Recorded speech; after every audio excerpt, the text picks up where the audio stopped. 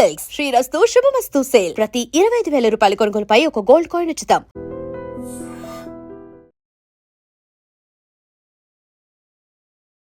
నమస్కారం, welcome to I dream. ధర్మ మార్గం విత్ విజిత కార్యక్రమానికి స్వాగతం.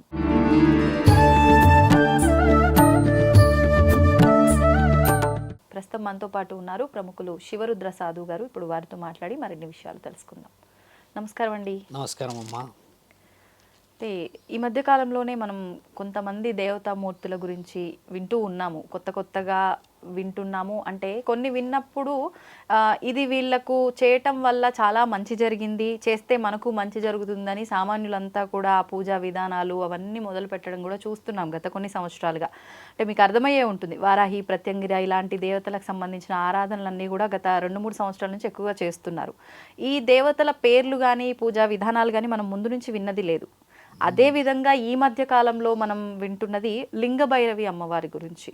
అంటే మనకున్న త్రిశక్తి స్వరూపాలలో మహాకాళి, మహాలక్ష్మి, మహాసరస్వతి ఈ ముగ్గురి రూపాలలో ఏ రూపం ఈవిడది, అసలు ఎవరు ఈవిడ, ఈ అమ్మవారి గురించి విశేషంగా మన పురాణాల్లో కానీ శాస్త్రాల్లో కానీ ఎక్కడైనా ఉందా?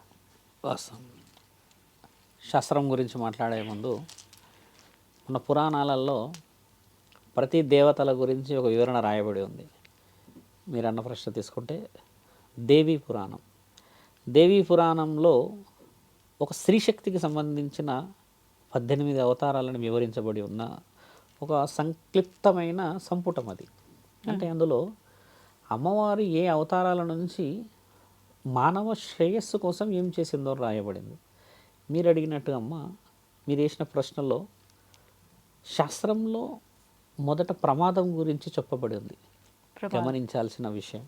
ఎందుకంటే అమృతం వచ్చే ముందు విషమే వచ్చింది, తర్వాత అమృతం రావడం, దాన్ని పరమాత్ముడు తీసుకొని మనందరికీ దేవాది దేవతలకు ఇచ్చారు. కాబట్టి మొదట మనిషి తెలుసుకోవాల్సింది పూజలో ఏమి ప్రమాదం ఉంది. ఇప్పుడు చాలామంది తెలుసుకోలేకపోతూ ఉన్నారు. పూజ వల్ల కూడా ప్రమాదం ఉంది. ఇప్పుడు చూడండి, వారాహి మాతని గుప్తంగానే పూజించాలని రాయబడిన చరిత్రం అనేది కాశీ మహాక్షేత్రంలో రాసి ఉంటుంది. ఇలా శిలాఫలకాల పైన వారాహి మాతని నేరుగా దర్శించకూడదు, ఆవిడని చూడాలంటే తల కిందికి వంచి ఇలా చూస్తే కనబడుతుంది. గర్భగుడిలోకి ముఖ్యమైన వ్యక్తులు తప్పితే వేరే వారికి అనుమతి లేదు అని రాయబడినది మన దగ్గర ఉంది. అయినా కూడా కొందరు కొత్తగా పెళ్ళైన భార్యాభర్తలు సాహసం చేసి లోపలికి వెళ్ళి పంతులు గారితో వాళ్ళతో వీళ్ళతో మాట్లాడి మేము లోపలికి వెళ్ళి చూసొస్తాం అమ్మని అని అంటే వద్దు అని ఎంత చెప్పినా వినకుండా లోపలికి వెళ్ళిన తర్వాత వాళ్ళు తిరిగి రాకపోవడం వల్ల ఏం జరిగిందని చూస్తే అమ్మ దగ్గర కాళ్ళ దగ్గర రక్తం ఇద్దరు కక్కుకొని పడిపోయి ఉన్న సందర్భం కూడా మనకి వివరించబడినాయి చాలా చరిత్ర మాటల్లో. అంటే వారాహి మాతని ఎందుకు చూడకూడదు? ఇది మీరు అన్న లింగభైరవి పూజ గురించి మళ్ళీ వస్తాము. ఎందుకంటే అమ్మవారు రక్తబీజుడు అనే రాక్షసుడిని చంపిందే గోప్యంగా. అంటే ఆమె చంపడం అనేది ఎవరికి కనబడకుండా చంపింది.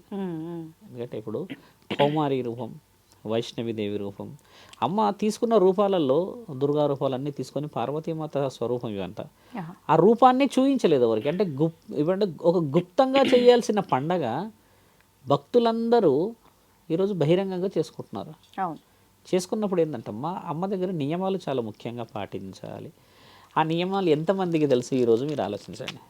గుప్తంగా ఒక దేవతను ఎందుకు పూజించాలనేది తెలియకపోగా దేవతనే కదా అన్న ఆలోచనకు వచ్చాం మనం.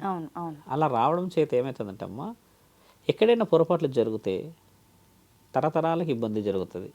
ఎందుకంటే వారి కోపం ఏంటంటే పొరపాటు తెలుసుకునే ముందు చరిత్రలో ఏమి రాయబడి ఉంది, అంటే ఈ దేవత యొక్క గొప్పతనం ఎలా రాయబడింది, ఎందుకు వచ్చింది, ఇలా చాలా చాలా చక్కటి వివరణ ఉన్నప్పుడు మనం ఏం చేస్తామంటే ఒక గురు సాధకుడు చెప్పిన మాటలే వింటాము. గమనించాల్సిన ప్రశ్న ఇక్కడ చాలా మట్టుకు సోషలైజేషన్ది తప్పు అని చెప్పవచ్చు. గుప్త నవరాత్రుల గురించి ఒక గురువు గారు వచ్చి ఇలా పూజించాలి అని చెప్పినప్పుడు అందరూ గుప్తంగా పూజిస్తున్నారు. వరాహి మాతను పూజించాలన్నా కూడా మన వంతు ఉండాలి. చూడండి, చాలా చక్కటి ప్రశ్న అది. వంతు లేనిది నువ్వు ఎలా పూజిస్తావు? అంటే మన అర్హత అంటే ఈ అర్హత ఎలా ఉండాలి? ఇప్పుడు వారాహి మాతని పూజించేటప్పుడు కానీ దుర్గామాతను పూజించేటప్పుడు కానీ ఇప్పుడు వినాయకుడు ఉన్నాడు, ఆయన గారిని పెట్టేటప్పుడు కానీ ఏమంటారంటే ఫ్యామిలీ నుంచి వచ్చే తరుణాలలోనే పెట్టాలి అనేది మన పెద్దలు చెప్తుంటారు. మన పురాతనం నుంచి తాతల నుంచి వస్తున్న దాన్ని చేయాలి నాన్న పూర్వీకులు అని చెప్తారు. ఆచరించారా? ఆచరణ చాలా అవసరం కదా. వారాహిమాత విషయం కూడా ఏంటంటే అమ్మని తన శరీరంలో నిక్షిప్తం చేసుకోగలిగిన శక్తి ఉన్నప్పుడే, శరీరంలో నిక్షిప్తం అంటే మళ్ళీ అమ్మ శరీరం మీదకి రావడం కాదు, ఆమె యొక్క శక్తిని, ఆమె యొక్క రూపాన్ని నువ్వు మెప్పించగలిగే స్థితిలో ఉన్నప్పుడు మాత్రమే అమ్మ స్వీకరణ నీ ఇంట్లోకి వస్తుంది. అది కూడా ఎలా వస్తుందంటే మీరు కారణ జన్ములై ఉండడం చేత మిమ్మల్ని ఏదైనా సమస్య పరిష్కారం చేయడానికి అవకాశం ఉన్నప్పుడే ఆవిడ అర్హతని ఇంటి ఇలవెల్పు స్వీకరిస్తుంది. ఇక్కడ వారాహిమాత నేరుగా ఇంట్లోకి రాదు. ఇక్కడ వాళ్ళకంటే ముందు మన ఇంట్లో ఇలవెల్పులు ఉంటారు, కులదైవం ఉంటారు. మరి వీళ్ళని మీరు అవమానపరిచినట్టేగా ఇక్కడ దెబ్బ అక్కడ పడుతుంది. వచ్చిన విషయమే చాలా డెప్త్. గణేశుడికి అలా ఉండదు. మళ్ళీ దుర్గామాతకి వంతు కావాలంటారు. గణేశుడు ఎక్కడైనా పెట్టుకోవచ్చు, చిందులు వేయచ్చు, ఏదైనా చేయొచ్చు. కానీ దుర్గామాత మళ్ళీ రూల్స్ అంటాం, రెగ్యులేషన్. మీరు అన్నట్టు అంటే కులదేవతను పక్కన పెట్టి ఈ ఆచరణ చేస్తున్నాం. అక్కడ కులదేవతను ఆచరించి ఈ అమ్మవారిని ఆచరించిన ఇబ్బంది లేదా? లేదు. ఇప్పుడు కులదైవంలో కూడా వంతన. ఇప్పుడు మన తాతల ముత్తాతల నుంచి ఎవరైనా దేవుడు ఉన్నారనుకో, ఇప్పుడు మా కులదైవం వచ్చేసేసి నరసింహుడు. బాగా గమనించాల్సిన ప్రశ్న. నన్నే అడగొచ్చు చాలామంది కామెంట్లలో, మీరు చెప్పిన దాంట్లో నిజమా అబద్ధం అంటే. నరసింహస్వామి మా కులదైవం అమ్మ. ఓకే. నేను శివభక్తుని. అవును, నేను కంప్లీట్ శివభక్తుని. అయితే నేను నరసింహస్వామిని ఎక్కడా తక్కువ చేయలేదు ఇంతవరకు. ఇప్పుడు కూడా నాతో పాటే ఉన్నాడు అనుకుంటా. ఎలా అంటే ఈ దుస్తులు ఆయనకి ఇష్టం, ఎరుపు రంగు. శివభక్తులు వేయాల్సింది గంధం రంగులు. కాబట్టి నేను ఈ దుస్తుల రూపంలో తండ్రిని నాతో పాటే పెట్టుకొని నా శరీరానికి నేను గంధము లేదా విభూది, ఇప్పుడున్న ఈ మిగతా రుద్రాక్షలన్నీ శివుడికి. అంటే గౌరవార్థంగా గౌరవాన్ని సంపాదించుకోవాల్సినది మనకు తెలిసి ఉండాలి. ఇప్పుడు మీరన్న ప్రశ్నకు వస్తే లింగ భైరవి, లింగ భైరవుడు లేడు. మీరు గమనించాలి, లింగ భైరవి వచ్చింది, భైరవుడు ఉన్నాడు. భైరవుడు ఎక్కడి నుంచి వచ్చాడు? భైరవుడు ఎవరు? శివుడు. కానీ ఎక్కడి నుంచి వచ్చాడు? ఏ రూపంలో వచ్చాడు? శివుడు భైరవుడు కాదు, శివుడు రూపం భైరవుడు. భైరవుడు అంటే ఇప్పుడు మనం చూసుకుంటామా, జనరల్గా చాలా మంది ఇంట్లో భైరవుడు అని పేర్లు పెట్టుకుంటారు, కుక్కల్ని పెంచుకున్న వాళ్ళు పెట్టుకుంటారు, ఇంకా ఎన్నో రకాలుగా ఇంట్లోనే ఇస్తారు. శివుడి యొక్క నాట్యం చేస్తున్న సందర్భంలో ఆయన కేశాల నుంచి వచ్చిన రూపమే భైరవుడు, ఈ హెయిర్. అయితే తండ్రి ఏం చేస్తాడంటే భూమండలం మొత్తంలో బాబా భైరవనాథం అంటే కేదార్నాథ్లో మాత్రమే ఆయన ఒక నల్లటి ఒక రూపంతో ఒక 8-9 అడుగుల మంచి బలంగా అందరి కళ్ళలో కనబడతాడు. బాబా భైరవనాథ్ అంటే తండ్రుడు భైరవ రూపంలో మాత్రమే కనబడతాడు. ఈ భైరవ రూపమే ఎందుకు అక్కడ కనబడుతుంది అంటే తండ్రి ఏం చేశాడు, అక్కడ చేసిన గుడి కట్టిన క్షేత్రం అంతా కేదార్నాథ్ వేరు అయితే తండ్రి అక్కడ దర్శనం ఇచ్చేది అందరికేమో భైరవ రూపంలో. అంటే దీని అంతరార్థం ఏమిటి?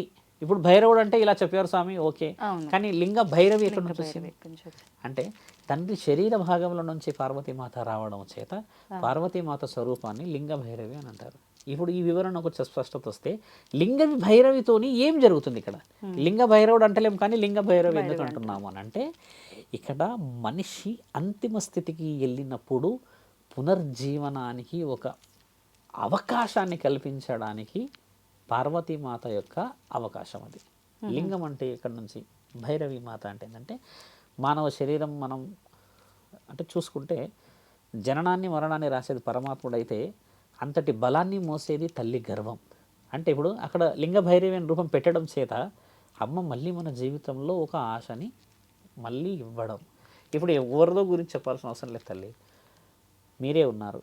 ఎంతో కోల్పోయిన తర్వాత ఎంతో అలసిపోయినప్పుడు చూడండి, మనిషి కలియుగంలో చాలా డెప్త్గా మాట్లాడితే సొంతంగా మోసపోలేడు. గమనించాల్సిన ప్రశ్న, ఎప్పుడు మోసపోలేదు. ఒకరి ఖచ్చితంగా చేతి ఉంటుంది, ఆ చేతి ద్వారానే మోసపోతాడు. స్కూల్ నుంచి మొదలు పెడితే అమ్మ, ఇంకా ఇక్కడ నుంచి ఇంట్లో నుంచి ఉంటారు, భర్త భార్య నుంచి ఉంటుంది, సమాజం ఆఫీస్ అన్ని. అంటే ఒకరి ప్రెషరైజేషన్ వల్లనే మనిషి డిమోటివేట్ అవుతూ ఉంటాడు కదా. అలా డిమోట్ అవుతూ సుసైడ్ వరకు వస్తారు కొంతమంది. లేదా కొంతమంది సెల్ఫిష్గా ఏం చేస్తారంటే వేరే వాళ్ళని మోసం చేస్తూ ఉంటారు. వేరే వాళ్ళని ఇబ్బంది పెట్టిన వాళ్ళు బాగానే ఉంటారు, కానీ ఎక్కువ శాతంగా మంచి మనసు కలిగిన వాళ్ళు బాధపడతారు చూడండి.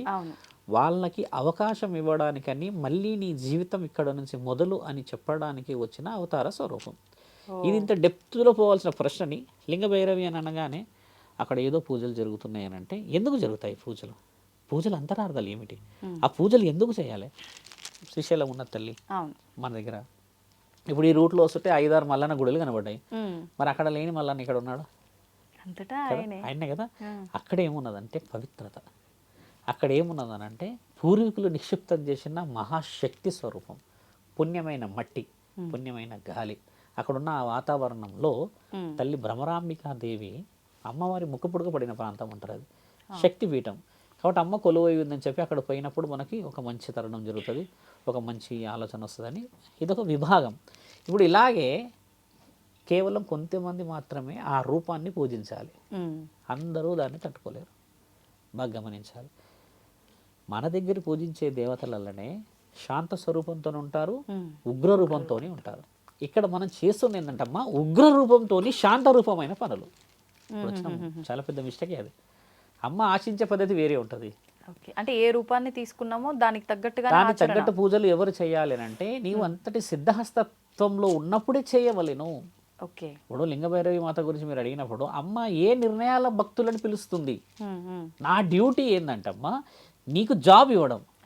నువ్వు నన్ను తీసుకొచ్చి ఏం చేస్తున్నావు అని అంటే ఆఫీస్ ప్యూన్ పని చేయిస్తున్నావు అంటే ఎంత డెప్త్ ఉందో చూడండి. నా డ్యూటీ నీకు డ్యూటీ ఇవ్వడం, నువ్వేం చేస్తున్నావు వాడు ప్యూన్ గారు రాలేడు అని చెప్పేసి వాడి డ్యూటీ నన్ను చేయమంటున్నావు అంటే నేను కంప్లీట్ డైవర్షన్లోకి వెళ్ళిపోయా. అంటే ఇప్పుడు ఏమవుతుందంటే ఇది ఒక ఎగ్జాంపుల్ లాగా చెప్తే అమ్మతోని చేయించుకోవాల్సిన పనులు మన దాకా చేరాలి అని అంటే నీ అర్హత చాలా ముఖ్యమైనది. ఓకే, భక్తులు అడిగే ప్రశ్న మళ్ళీ ఏంటంటే దేవతకి అంత అర్హతలు కావాలన్నా అంటే అమ్మకి తెలియదా మనకి ఏమి ఇవ్వాలంటే, అమ్మ అడుగడుగున నిన్ను పెడితే లింగభైరవి దాకా నువ్వు వచ్చావు అంటే నీ జీవితంలో నువ్వు ఓడిపోయావు అని అర్థం. గమనించాలి.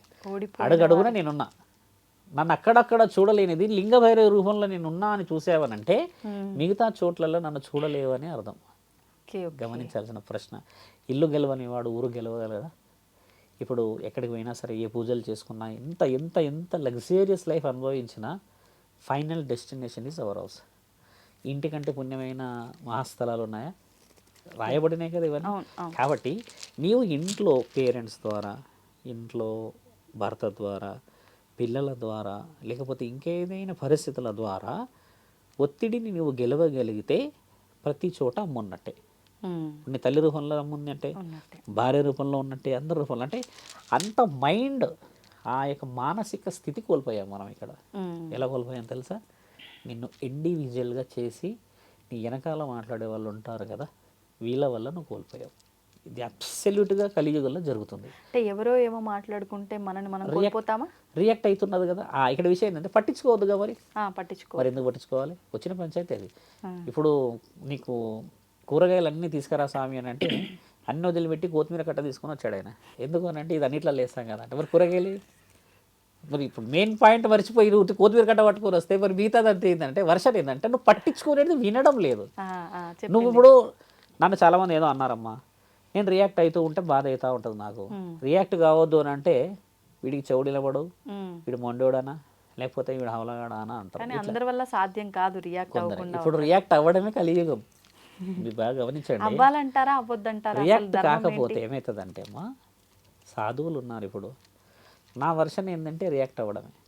రియాక్ట్ ఎవరు కాకూడదంటే నిజంగా నువ్వు అన్నీ కోల్పోయినప్పుడు ఒక్కడివే ఉన్నావు అన్నప్పుడు నువ్వు రియాక్ట్ కావద్దు. నీకు భార్య అనే ఒక రూపం ఉంది, ఇంట్లో పిల్లలు ఉన్నారు నీతో పాటు, ఇంట్లో అమ్మ నాన్న అన్ని పనులు చేసుకొని వచ్చి ఉంటావు కదా. ఇన్ని ఉన్నప్పుడు నువ్వు రియాక్ట్ కాకపోతే యు ఆర్ కంప్లీట్గా ఇల్నెస్ ఉన్న పర్సన్. అంటే నువ్వు రోగితో సమానమే. ఇన్ని ఉన్నవాడు రియాక్ట్ అయితే అవుతాడు కదమ్మా.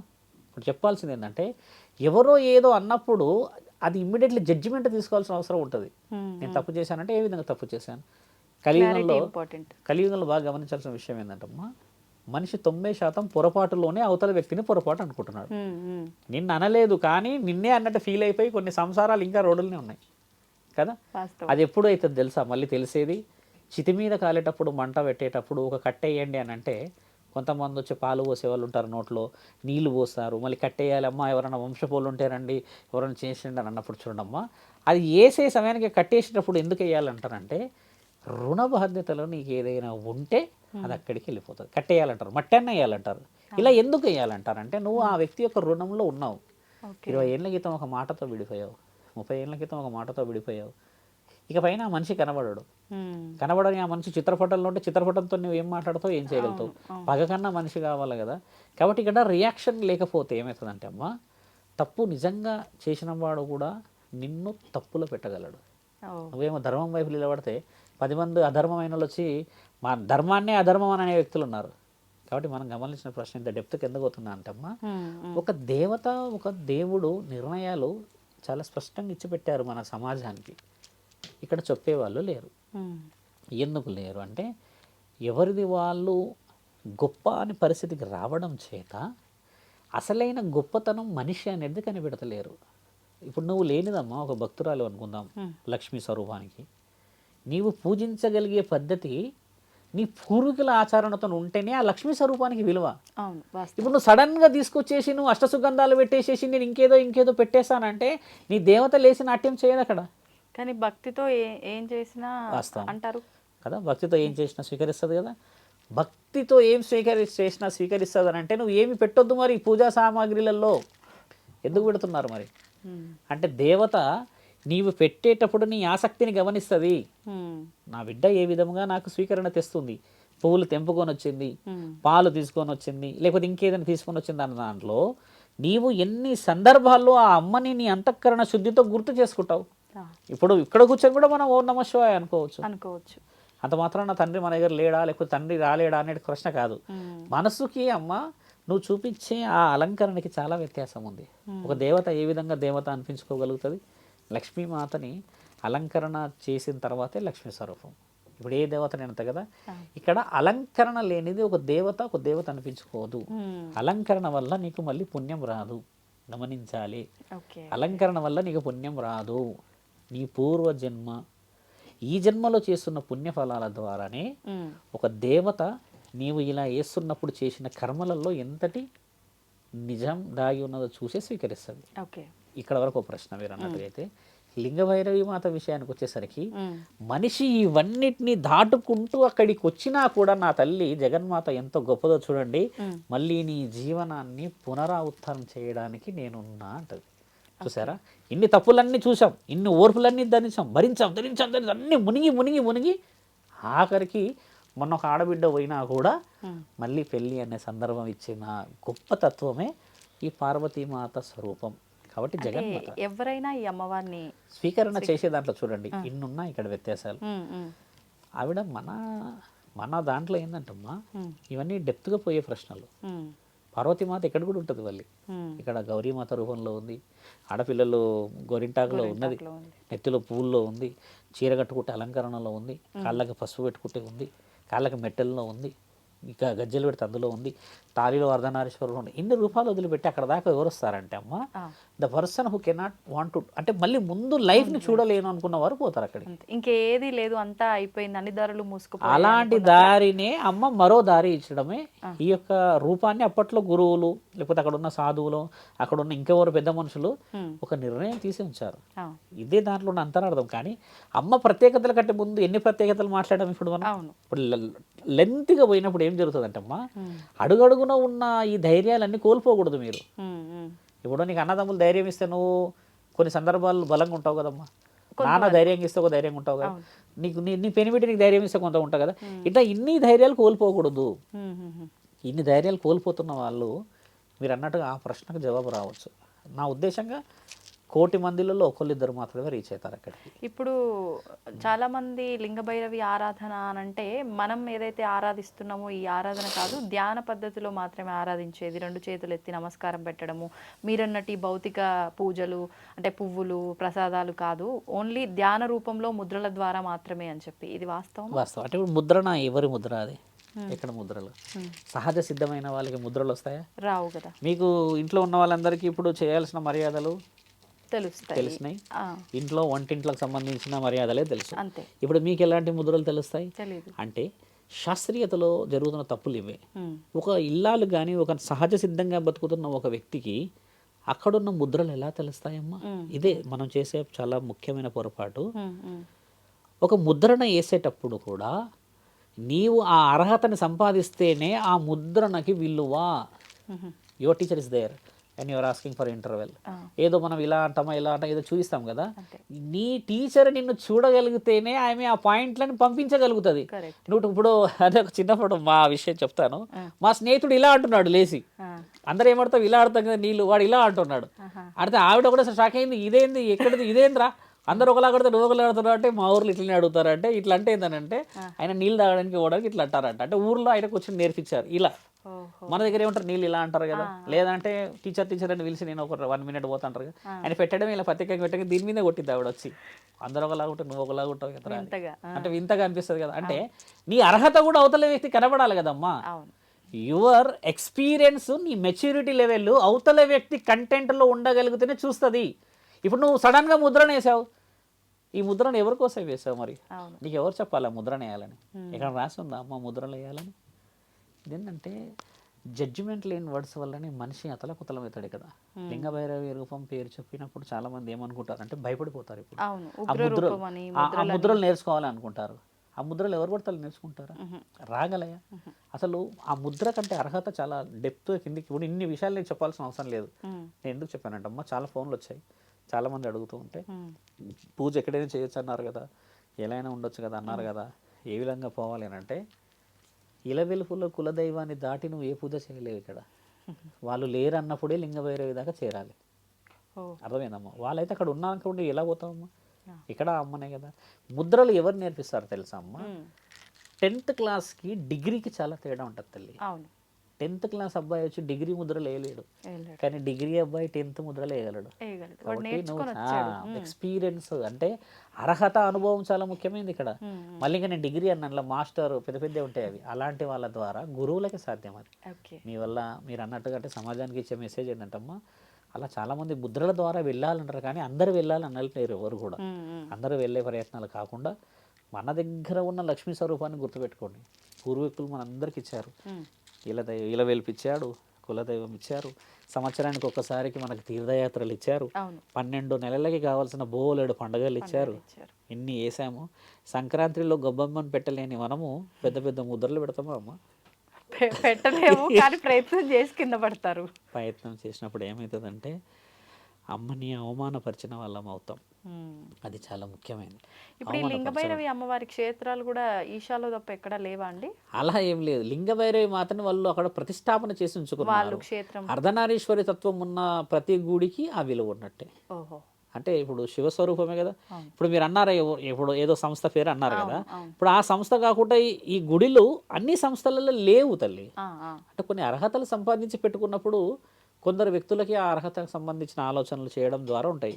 ఇప్పుడు అక్కడ ఉన్నది లింగభైరవి అని అంటే అమ్మ స్వరూపమే. మరి పార్వతీమాత పరమేశ్వరుడు అయితే వివరంగా మన దగ్గర ఎక్కడ విడదీయబడలేదు. కాబట్టి ఏంటంటే వారిని ఇప్పుడు మన హైదరాబాద్లో కూడా చాలా ఉన్నాయి గుడిలలాగా, ఎన్నెన్నో ఉన్నాయి. కాబట్టి ఇప్పుడు సాధారణంగా మనం ఏ ఆలయం చూసినా క్షేత్రం చూసినా మగవారే అర్చకత్వం వహిస్తూ ఉంటారు ఆలయంలో. ఇక్కడ విశేషంగా ఆడవాళ్ళే మొత్తం ఆ క్రతువులన్నీ చేస్తున్నారు, ఎందుకనండి? అంటే ప్రశ్న మంచిది.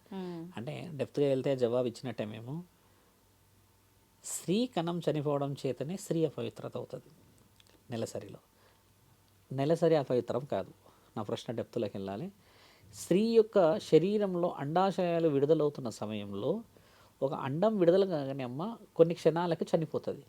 ఆ చనిపోయే తరుణమే అబద్ధం అంటున్నారు, ఆ చనిపోయే తరుణమే అపవిత్రం అంటున్నారు, ఆ చనిపోయే తరుణమే గుడికి అర్హత లేదు అంటున్నారు. అంతే, నెలసరి అనట్లేదు ఎవరు. చాలామంది సైంటిఫిక్గా కూడా రుజువు చేశారు. అయితే అక్కడ మీరు మంచి ప్రశ్న డెప్త్గా వెళ్తే అండాశయాల యొక్క ముఖ్యమైన ఆలోచన ఏంటంటే జీవితాన్ని ప్రారంభించడం. అంటే ఒక పిండాన్ని స్వీకరించి మళ్ళీ తర్వాత మనిషి యొక్క మొదటి స్థితికి తీసుకురావడం. ఇప్పుడు లింగభైరవి అని అంటే మరి అక్కడ అర్హత సంపాదించగలిగిన స్త్రీలు మాత్రమే చేయగలరు. అంటే అమ్మకి అర్హత ఇచ్చినట్టే అక్కడ. అంటే పేరు చూడండి, లింగ భైరవి. ఇప్పుడు స్త్రీలింగం పురుషలింగం అన్న మాట మాట్లాడడానికి రాదు. లింగం అనగానే ఇప్పుడున్న జనరేషన్స్ అర్థం చేసుకునేవాడు ఒకటే, అంటే మేల్ ఆర్ ఫీమేల్. కాబట్టి అమ్మకి గౌరవార్థంగా పూజన. కామాఖ్యాదేవి అర్హత సంపాదించగలిగిన ఏకైక గుడి కామాఖ్యనే. లింగభైరవి గుడి కంటే పవిత్రమైనది. ఎందుకంటే అమ్మ డైరెక్ట్ అక్కడ దర్శనం ఇస్తుంది. కామాఖ్యాదేవి ఎంతటి రూపం అంటే అక్కడ ఉన్న నెలసరి జరిగిన 3 రోజుల యొక్క ఆ వివరణ అమ్మ ఇట్లా తెల్లటి ఒక క్లాత్ పరిచి వాళ్ళు అమ్మది 3 రోజుల తర్వాత ఇలా కట్ చేస్తారంట. కట్ చేసి వచ్చిన భక్తులకు ఇచ్చేవాళ్ళంట, వాళ్ళు తాయెత్తులో పెట్టుకునే వాళ్ళంట. తాయెత్తులాగా ఇప్పుడు చాలా మంది చెప్పట్లేరు, ఇంట్లో మెడలో ఆ, మెడలో వేసుకునే వాళ్ళంట తాయెత్తులాగా. ఇప్పుడు ఇంట్లో పెట్టుకుంటున్నారు మన వాళ్ళకి భయం అయ్యి. కానీ ఇలా ఎవరికి ఇచ్చేవాళ్ళంట తెలుసా అమ్మ?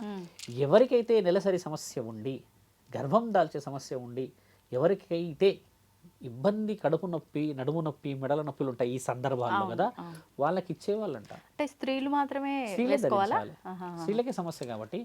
అక్కడ అమ్మవారు 3 రోజులు అంటే 5 రోజుల వ్యవధిలో ఒక శిల్పం నుంచి రక్తస్రావం కావడం ఎంత చరిత్రలో మీరు అసలు వివరణ ఉంటుందమ్మా.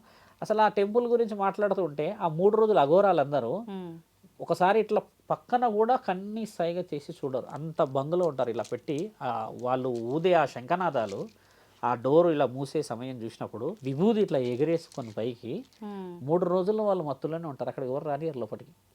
అంటే అమ్మకి అంతటి ఆహ్వానం ఇస్తారు జగన్మాతకి. ఆవిడ చేసింది నేను చూసారా మళ్ళీ, ఎవరికైతే ఇబ్బంది ఉంటుందో వారికి ఇవ్వండి అంటే జగన్మాత ఆలోచన చూసారు ఎంత గొప్పదో. అంటే వారికి గౌరవార్థంగా అఘోరాలు ఉన్నారు. ఇప్పుడు ఆ ఆచరణ మన దగ్గర కనబడతలేదు, తగ్గిపోయింది రాను రాను. మళ్ళీ మీరు అన్నట్టుగా ఇప్పుడు అది ఇవ్వట్లేరమ్మా. ఇప్పుడు ఎవరికి ఇస్తున్నారంటే వేరే విఐపీస్కి ఇస్తున్నారు. ఒకప్పుడు అందరికి ఇచ్చేవాళ్ళు. మీకు తెలుసా తెలంగాణ ఆంధ్ర ప్రజల్లో చాలామంది ఉన్నారు ఇక్కడ నుంచి లాంగ్ డేస్ జర్నీస్ చేసి అది తెచ్చుకునే వాళ్ళంట. అట్లా చెప్పే వ్యక్తులు మన దగ్గర ఉన్నారు ఇప్పటికీ. అంత పవిత్రత ఉన్నది. అంటే అమ్మవారి అనుగ్రహం కూడా రాను రాను అందరికీ అందకుండా పోయిందంటే ఇక్కడ కమర్షియాలిటీ మనుషులు అయ్యారు. అమ్మలాగా లేదు కాబట్టి ఏంటంటే మీరు అన్నట్టుగా ఇదే వచ్చిన విషయం. ఇప్పుడు అక్కడ ఉండాల్సిన అమ్మ వేరే దగ్గర ఉండగలిగింది అని అంటే అక్కడ కొన్ని అందుబాటులో లేకపోవడం చేత అమ్మ ఈడ కూడా ఉంటుంది కదా అని కొంతమంది నిర్ణయించిన నిర్ణయాలు అవి. కాబట్టి ఏంటంటే అమ్మ మీరు అన్నట్టుగా స్త్రీ జీవితాన్ని ప్రారంభించడానికి ఉండడం చేత వాళ్ళ అర్హత ఇచ్చారని అర్థం. అందులో డెప్త్గా సైంటిఫిక్గా పోవాల్సిన అవసరం లేదమ్మా. ఇప్పుడు అంటే ఈ ఆరాధన చేస్తున్న వాళ్ళంతా కూడా ఆడవాళ్ళు అన్ని వేదాలు శాస్త్రాలు అన్నీ చదువుకొని ఉండాలా? అంటే ఒక పురోహితుడు అన్నీ చదువుకుంటాడు, నిత్యం సంధ్యావందనాలు ఇవన్నీ చేస్తూ ఉంటారు అని అంటూ ఉంటారు కదా, మరి వీళ్ళు కూడా ఇవన్నీ చేయాలంటారా ఈ ఆడవాళ్ళు అక్కడ పూజ చేయడానికి? అంతటి అర్హతని కొన్ని స్థితిగతులలో వాళ్ళకి కొన్ని బేసిక్స్ మాత్రమే నేర్పించవచ్చును. అక్కడ ఉన్న వాళ్ళందరూ పెద్దవాళ్ళే ఉంటారు. 13 సంవత్సరాలు దాటిన స్త్రీకే లింగభైరవి మాత యొక్క రూపం విలువ తెలుస్తుంది. 13 సంవత్సరాల్లో ఉన్న చిన్న పిల్లలకు తెలియకపోవచ్చు. వేదశాస్త్రం ఎలా ఉంటుందంటమ్మా, కొన్ని వందల శ్లోకాలు ఉన్నాయి, అన్ని శ్లోకాలు చదవలేరు కదా. కాబట్టి వాళ్ళకి నేర్పించే దాంట్లో ముఖ్యమైన వాళ్ళు ఒకళ్ళు ఇద్దరు ఉంటారు, మిగతా వారంతా ఫాలోవర్సే.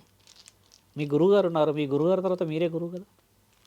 అలానే మీ గురువుగారు ఉన్నప్పుడే గురువుగారు అనలేరు కదమ్మా.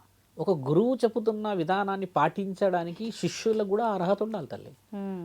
ఇప్పుడు శ్రీకృష్ణుడు లాంటి మహానీయుడే మహాయుద్ధంలో ఒక సారథి అయ్యి ఉంచున్నాడు. అవును, వాళ్ళ కుటుంబీకులు కౌరవులు, పాండవులు. యుద్ధం ఇద్దరి మధ్యలో జరిగింది. విజయం ధర్మందే అయ్యింది.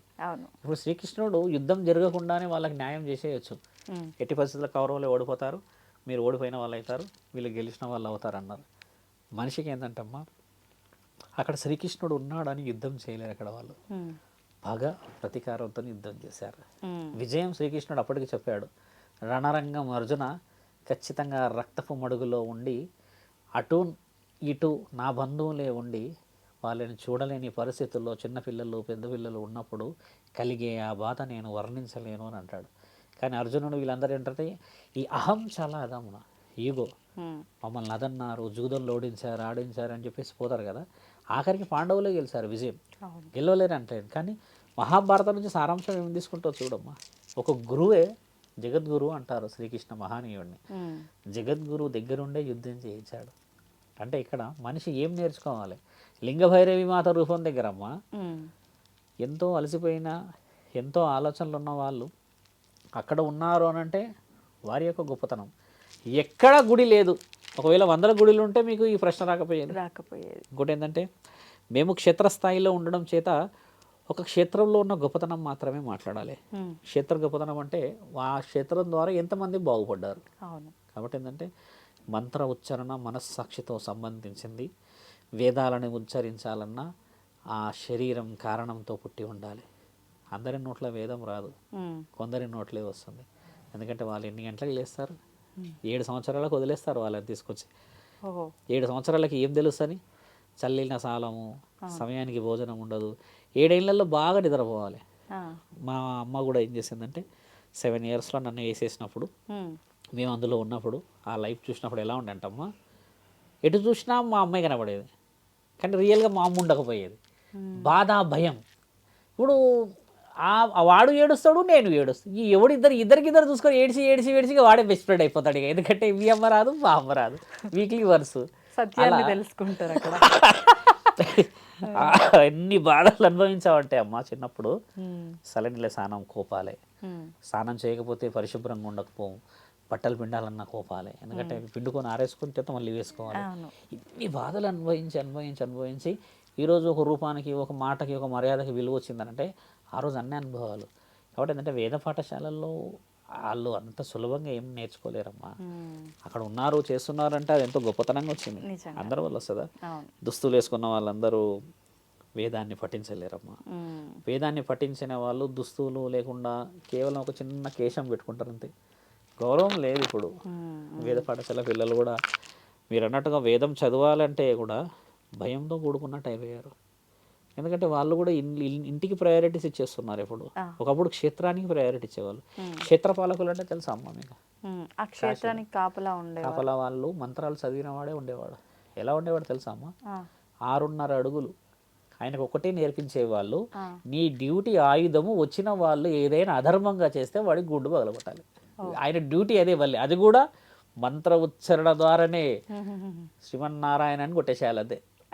అంటే చూడండి, అంటే అలా నేర్పించేవాళ్ళు. ఒకటైతే ఆ శ్రీమన్నారాయణుడే ఆ బద్రీనాథుల నుంచి కిందికి దిగి వచ్చేటట్టు మంత్రముచ్చరణ చేసిన వాడు కూడా కారణ జన్ముడే అక్కడ.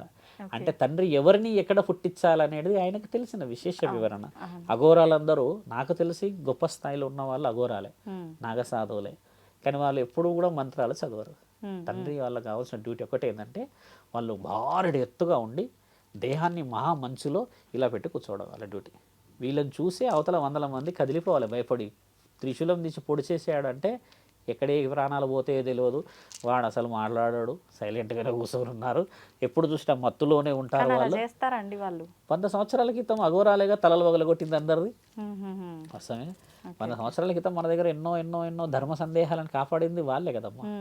ప్రొటెక్టర్స్ ఎవరుండే అమ్మా ఇంతకు ముందుకు మీకు? మనకి ఎవరుండే అమ్మా? పోలీసులు లేరు కదా. 100 years ముందే వాళ్ళు. అఘోరాలకు మరి వాల్యూ ఎలా వచ్చింది మరి?